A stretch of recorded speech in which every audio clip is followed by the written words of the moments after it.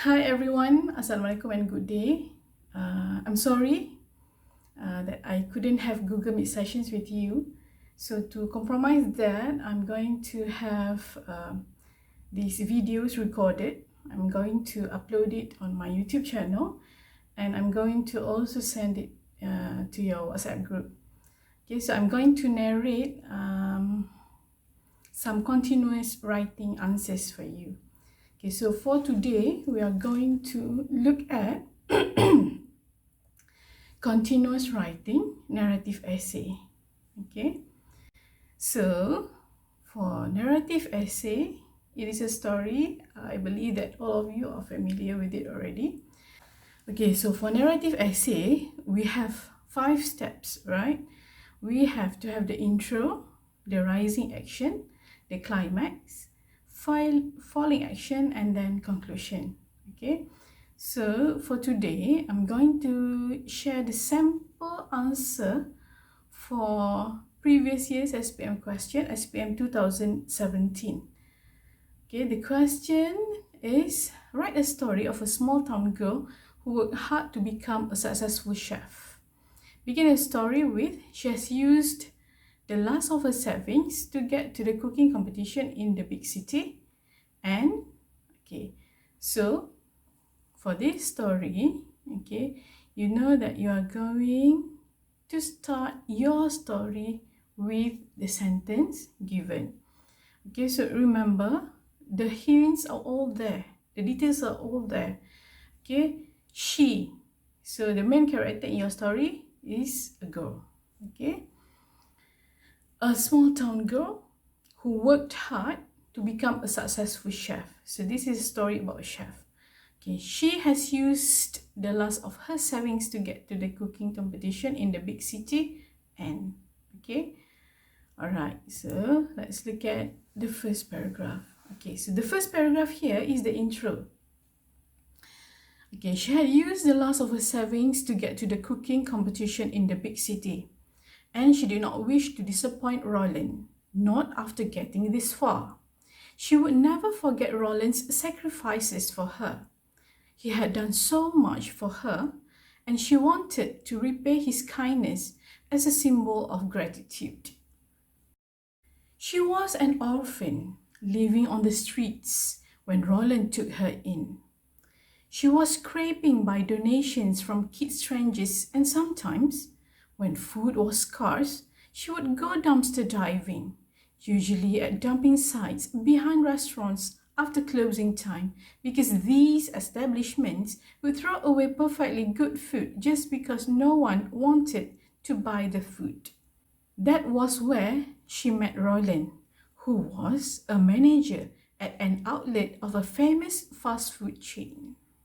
Roland was a man with grey hair and receding hairline.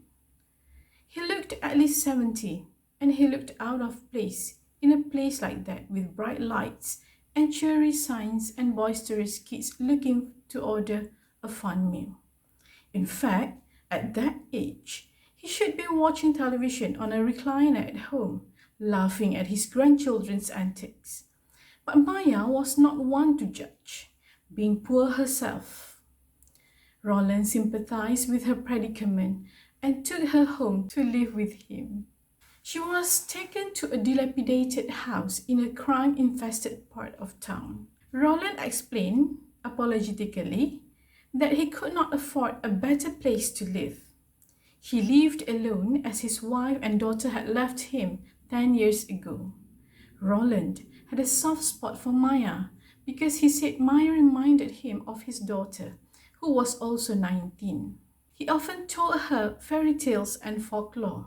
Some nights, if he was feeling up to it, he would tell stories of his youth. One chilly December night, over streaming mugs of hot chocolate, he began to recount stories of his life before his daughter and wife left him. In his heyday, he was a renowned chef. He once owned a restaurant which was awarded with a Michelin star, and customers flocked to his restaurant. There was a very long waiting list to eat there. His restaurant was commended by food antics and A-list celebrities alike. His eyes lighted up as he told Maya this, his hands gesturing animatedly. His tone grew somber as he delved deeper into the story. His career was destroyed because his competitor, Martino, accused him of bribing food critics to write favorable reviews of his restaurant. His name was soiled, his assets seized, and he was forced to retreat to the quaint town of Tulsa to preserve anonymity.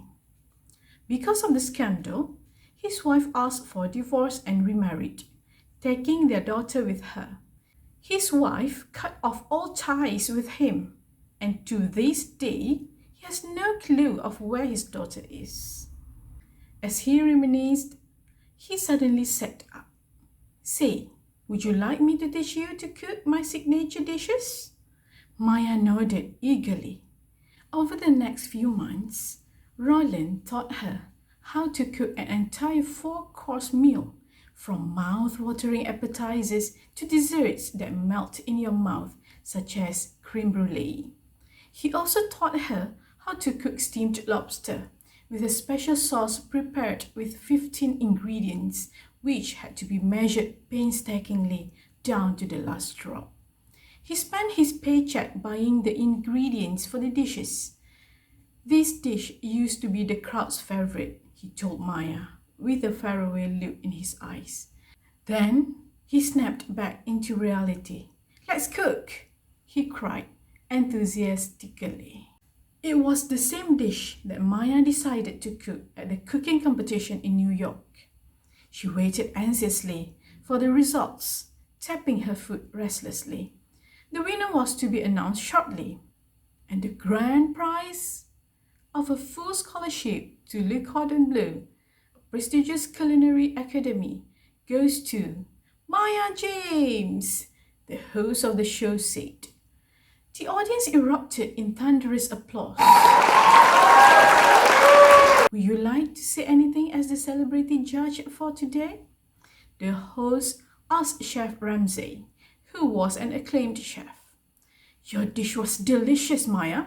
In fact, it reminded me of what my old friend Chef Barnes used to cook." Maya gasped. "You mean Roland Barnes?" Chef Ramsay did not have time to answer her question before Roland tapped his shoulder. They had a tearful reunion, both men talking a mile a minute. Maya closed her eyes and smiled. It was funny that all of this happened when she was 19. Now, she is 48 and she has opened several restaurants of her own, which were met with critical acclaim from New York food antics. Some of her dishes paid homage to the late chef Roland Barnes' dishes, whose name was cleared shortly after she won the cooking competition.